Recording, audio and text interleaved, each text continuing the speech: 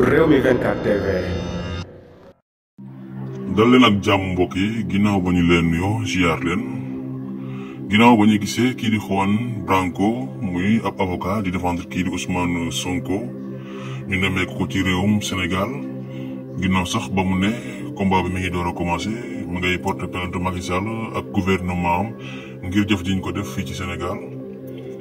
keneen daal dinay génnaat ku ñuy woowee Roberto Borgi mi nag jamono yi moom mi ngi yàq deru Ousmane Sonko fépp ci àdduna bi bañ na ko ba moom daal dinay sax rejeté di candidat Ousmane Sonko ma ngay xam ne kii di Ousmane Sonko daal warta mën a nekk candidat waaye ma ngay ñëw ci digganteem procès ak Adji Sarr ma ngi cee wax ay révélation yu doy waar Roberto Borgi mi nag ko xamul ci àdduna bi dégg nga ko moom daal sale boulot yu bari yu ñu def moom moo koy def te moom yaakaaru dara lu dul xaalis jaral na ko lu nekk jamono yi ñu toll nii ma ngay wër lëkkaloo ak état wu Sénégal parce que yéen a yàq deru Ousmane Sonko ci façon yëpp ma ngay wax bépp wax bu ñaaw di ko jëmale ci moom bañ na ko ba nee na daal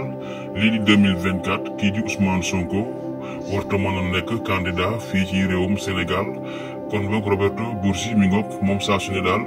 mi ngi jël ay kàddu yu ñaaw ak a def ay révélation yu doy waar ci lii di der Ousmane Sonko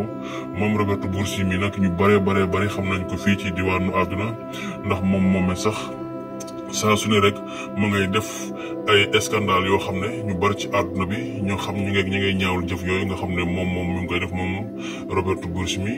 moom nag jamono yi ci kaw Ousmane Sonko wala nekk bépp façon bu mu xam ci wax ju ñaaw rek ak jëf ji moom mu ngi koy def leaderu Pastef boobu di Ousmane Sonko kon jaa ngeen jëf mbokk yi